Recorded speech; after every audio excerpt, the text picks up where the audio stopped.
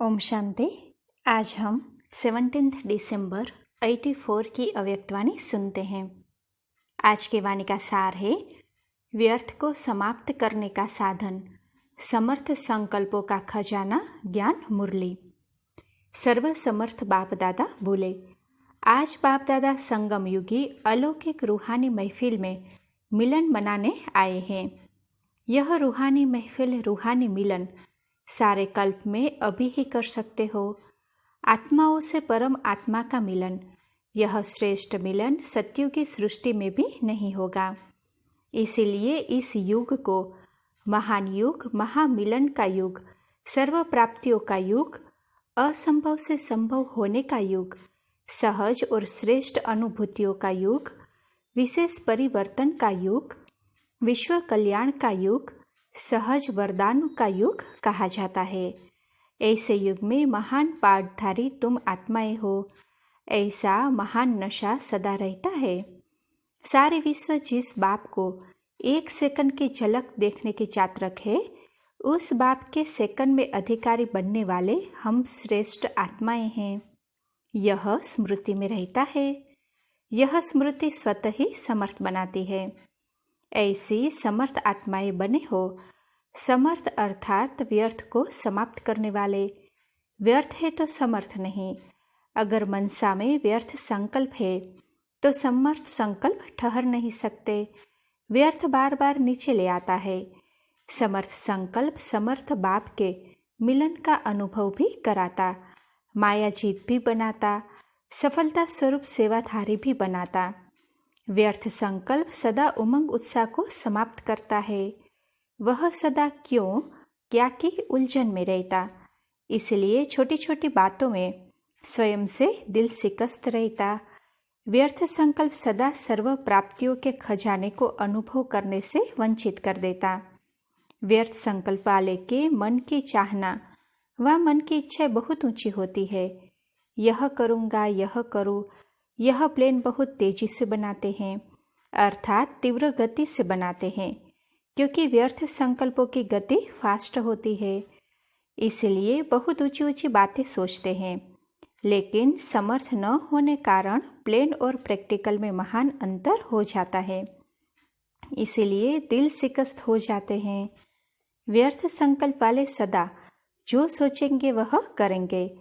सोचना और करना दोनों समान होगा। सदा धैर्यवत गति से संकल्प और कर्म में सफल होंगे। व्यर्थ संकल्प तेज तूफान की तरह हलचल में लाता है। समर्थ संकल्प सदा बहार के समान हरा भरा बना देता है। व्यर्थ संकल्प एनर्जी अर्थात आत्मिक शक्ति और समय गंवाने के निमित्त बनाता है। समर्थ संकल्प सदा आत्मिक शक्ति अर्थात एनर्जी जमा करता है, समय सफल करता है। व्यर्थ संकल्प रचना होते हुए भी व्यर्थ रचना आत्मा रचता को भी परेशान करती है, अर्थात मास्टर सर्वशक्तिवान समर्थ आत्मा की शान से परे कर देती है। समर्थ संकल्प से सदा श्रेष्ठ शान के स्मृति स्वरूप रहते हैं। इस अंतर को समझते भी हो, फिर भी कई बच्चे व्यर्थ संकल्पों की शिकायत अभी भी करते हैं। अब तक भी व्यर्थ संकल्प क्यों चलता, इसका कारण जो बाप दादा ने समर्थ संकल्पों का खजाना दिया है वह है ज्ञान की मुरली। मुरली का एक एक महावाक्य समर्थ खजाना है। इस समर्थ संकल्प के खजाने का महत्व कम होने कारण समर्थ संकल्प धारण नहीं होता तो व्यर्थ को चांस मिल जाता है। हर समय एक एक महावाक्य मनन करते रहे तो समर्थ बुद्धि में व्यर्थ आ नहीं सकता, खाली बुद्धि रह जाती है। इसलिए खाली स्थान होने कारण व्यर्थ आ जाता है। जब मार्जिन ही नहीं होगी तो व्यर्थ आ कैसे सकता। समर्थ संकल्पों से बुद्धि को बिजी रखने का साधन नहीं आना, अर्थात व्यर्थ संकल्पों का आह्वान करना। बिजी रहने के बिजनेसमैन बनो। दिन रात इस ज्ञान रत्नों के बिजनेसमैन बनो। न फुर्सत होगी, न व्यर्थ संकल्पों को मार्जिन होगी। तो विशेष बात, बुद्धि को समर्थ संकल्पों से सदा भरपूर रखो। उसका आधार है रोज की मुरली सुनना, समाना और स्वरूप बनना, यह 3 स्टेजेस है। सुनना बहुत अच्छा लगता है, सुनने के बिना रह नहीं सकते, यह भी स्टेज है। ऐसी स्टेज वाले सुनने के समय तक सुनने की इच्छा, सुनने का रस होने कारण उस समय तक उसी रस की मौज में रहते हैं, सुनने में मस्त भी रहते हैं, बहुत अच्छा यह खुशी के गीत भी गाते हैं। लेकिन सुनना समाप्त हुआ तो वह रस भी समाप्त हो जाता है, क्योंकि समाया नहीं। समाने की शक्ति द्वारा बुद्धि को समर्थ संकल्पों से संपन्न नहीं किया तो व्यर्थ आता रहता है। समाने वाले सदा भरपूर रहते हैं, इसीलिए व्यर्थ संकल्पों से किनारा रहता है। लेकिन स्वरूप बनने वाले शक्तिशाली बन औरों को भी शक्तिशाली बनाते हैं, तो वह कमी रह जाएगी। व्यर्थ संकल्पों से तो बचते हैं, शुद्ध संकल्पों में रहते हैं, लेकिन शक्ति स्वरूप नहीं बन सकते। स्वरूप बनने वाले सदा संपन्न, सदा समर्थ, सदा शक्तिशाली किरणों द्वारा औरों के भी व्यर्थ को समाप्त करने वाले होते हैं। तो अपने आप से पूछो कि मैं कौन हूँ? सुनने वाले, समाने वाले व स्वरूप बनने वाले। शक्तिशाली आत्मा सेकंड में व्यर्थ को समर्थ में परिवर्तन कर देती है। तो शक्तिशाली आत्माएं हो ना, तो व्यर्थ को परिवर्तन करो। अभी तक व्यर्थ में शक्ति और समय गंवाते रहेंगे तो समर्थ कब बनेंगे? बहुत काल का समर्थ ही बहुत काल का संपन्न राज्य कर सकता है। समझा? अभी अपने समर्थ स्वरूप द्वारा औरों को समर्थ बनाने का समय है। स्व के व्यर्थ को समाप्त करो। हिम्मत है ना? महाराष्ट्र वाले आए हैं तो हिम्मत भी महान है ना। जैसे महाराष्ट्र है वैसे ही महान हो ना। महान संकल्प करने वाले हो ना, कमजोर संकल्प वाले नहीं। संकल्प किया और हुआ, इसको कहते हैं महान संकल्प। ऐसे महान आत्माएं हो ना। और पंजाब वाले क्या सोचते हैं? पंजाब ने बहादुर है ना। माया की शक्ति वाले गवर्नमेंट को ललकार कर रहे हैं, ईश्वरीय शक्ति वाले माया को ललकार कर रहे हैं। माया को ललकार करने वाले हो ना, घबराने वाले तो नहीं हो ना। जैसे वह कहते हैं हमारा राज्य हो, आप भी माया को ललकार करते हो, गर्जना से कहते हो कि अब हमारा राज्य है। ऐसे बहादुर होना। पंजाब वाले भी बहादुर है, महाराष्ट्र वाले महान हैं और कर्नाटक वालों की विशेषता है महान भावना। भावना के कारण भावना का फल सहज मिलता रहता है। कर्नाटक वाले भावना द्वारा महान फल खाने वाले हैं, इसलिए सदा खुशी में नाचते रहते हैं। तो खुशी का फल खाने वाले खुशनसीब आत्माएं हैं। तो वह महाराष्ट्र महान संकल्पधारी और पंजाब महान ललकार करने वाले महान राज्य अधिकारी और वह कर्नाटक महान फल खाने वाले, तीनों ही महान हो गए ना। महाराष्ट्र अर्थात सब में महान, हर संकल्प महान, स्वरूप महान, कर्म महान, सेवा महान, सब में महान। तो आज महान की 3 नदियाँ मिली है। महान नदियाँ मिल गई ना। महान नदियों का महासागर से मिलन है, इसीलिए मिलन महफिल में आए हैं। आज महफिल भी मनानी है ना। अच्छा, ऐसे सदा समर्थ, सदा हर महावाक्य के स्वरूप बनने वाले, बहुत काल के समर्थ आत्माओं को समर्थ बनाने वाले बाप दादा का समर्थियों संपन्न याद प्यार और नमस्ते। अच्छा, दादियों से मुलाकात है। यह महामंडली बैठी है। आदि में ओम मंडली रही और अंत में महामंडली हो गई। सभी महान आत्माओं की मंडली है ना। वह अपने को महामंडलेश्वर कहलाते हैं और आप अपने को महासेवाधारी कहलाते हो। महामंडलेश्वर व महामंडलेश्वरी नहीं कहलाते, लेकिन महासेवाधारी। तो महान सेवाधारियों की महान मंडली। महासेवाधारी अर्थात हर संकल्प से स्वतः ही सेवा के निमित्त बने हुए, हर संकल्प द्वारा स्वतः ही सेवा के निमित्त बने हुए, हर संकल्प द्वारा स्वतः सेवा होती रहती है। जो स्वतः योगी है वह स्वतः सेवाधारी है। सिर्फ चेक करो कि स्वतः सेवा हो रही है तो अनुभव करेंगे कि सेवा के सिवाय सेकंड और संकल्प भी जा नहीं सकता। चलते फिरते हर कार्य करते सेवा, श्वास श्वास सेकंड सेकंड में सेवा समाई हुई है। इसको कहा जाता है स्वतः सेवाधारी। ऐसे होना अभी विशेष प्रोग्राम से सेवा करने की स्थिति समाप्त हुई। स्वतः सेवा के निमित्त बन गए। यह अभी औरों को चांस दिया है। वह प्रोग्राम भी बनाएंगे, प्रैक्टिकल भी करेंगे, लेकिन आप लोगों की सेवा अभी स्वतः सेवाधारियों की है।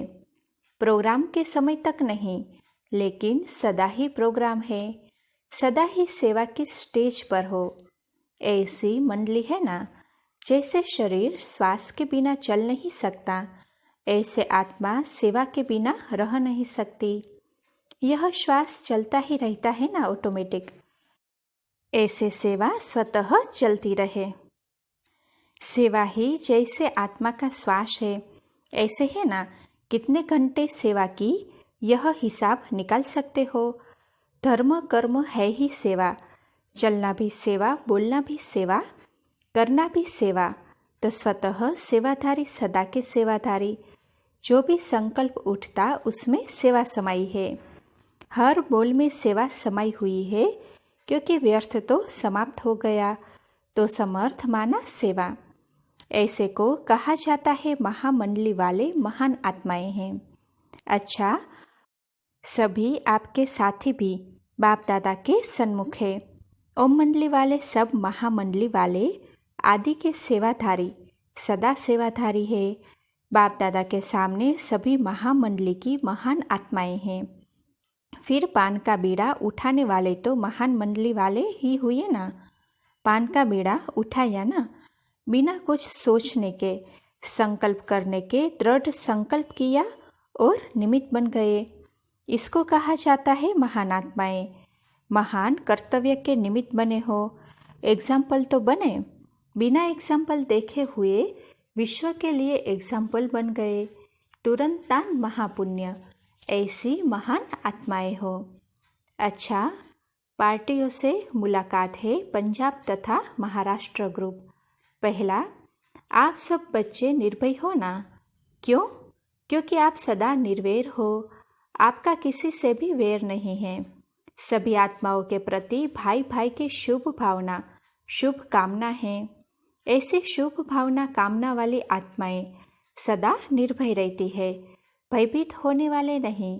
स्वयं योग युक्त स्थिति में स्थित है तो कैसे भी परिस्थिति में सेफ जरूर है। तो सदा सेफ रहने वाले हो ना। बाप की छत्र छाया में रहने वाले सदा सेफ है। छत्र छाया से बाहर निकले तो फिर भय है। छत्र छाया के अंदर निर्भय है। कितना भी कोई कुछ भी करे, लेकिन बाप की याद एक किला है। जैसे किले के अंदर कोई आ नहीं सकता, ऐसे याद के किले के अंदर सेफ। हलचल में भी अचल, घबराने वाले नहीं। यह तो कुछ भी नहीं देखा, यह रिहर्सल है, रियल तो और है। रिहर्सल का पक्का कराने के लिए की जाती है। तो पक्के हो गए, बहादुर हो गए। बाप से लगन है तो कैसे भी समस्याओं में पहुंच गए। समस्या जीत बन गई। लगन निर्विघ्न बनाने की शक्ति देती है। बस सिर्फ मेरा बाबा, यह महामंत्र याद रहे। यह भूला तो गए, यही याद रहा तो सदा सेफ है। दूसरा, सदा अपने को अचल अडोल आत्माएं अनुभव करते हो। किसी भी प्रकार की हलचल अचल अडोल स्थिति में विघ्न नहीं डाले। ऐसी विघ्न विनाशक अचल अडोल आत्माएं बने हो। विघ्न विनाशक आत्माएं हर विघ्न को ऐसे पार करती जैसे विघ्न नहीं एक खेल है। तो खेल करने में सदा मजा आता है ना। कोई परिस्थिति को पार करना और खेल करना अंतर होगा ना। अगर विघ्न विनाशक आत्माएं हैं तो परिस्थिति खेल अनुभव होती है, पहाड़ राई के समान अनुभव होता है। ऐसे विघ्न विनाशक हो, घबराने वाले तो नहीं। नॉलेजफुल आत्माएं पहले से ही जानती है कि यह सब तो आना ही है, होना ही है। जब पहले से पता होता है तो कोई बात बड़ी बात नहीं लगती। अचानक हुआ है तो छोटी बात भी बड़ी लगती। पहले से पता होता तो बड़ी बात भी छोटी लगती। आप सब नॉलेजफुल हो ना? वैसे तो नॉलेजफुल हो, लेकिन जब परिस्थितियों का समय होता है उस समय नॉलेजफुल की स्थिति भूले नहीं। अनेक बार किया हुआ अब सिर्फ रिपीट कर रहे हो। जब नथिंग न्यू है तो सब सहज है। आप सब किले की पक्की ईंटें हो। एक एक ईंट का बहुत महत्व है। एक भी ईंट हिलती तो सारी दीवार को हिला देती। तो आप ईंट अचल हो। कोई कितना भी हिलाने की कोशिश करे, लेकिन हिलाने वाला हिल जाए, आप न हिले। ऐसी अचल आत्माएं हो। विघ्न विनाशक आत्माओं को बाप दादा रोज मुबारक देते हैं। ऐसे बच्चे ही बाप की मुबारक के अधिकारी है। ऐसे अचल अडोल बच्चों को बाप और सारा परिवार देखकर हर्षित होता है। अच्छा, ओम शांति। ओम शांति।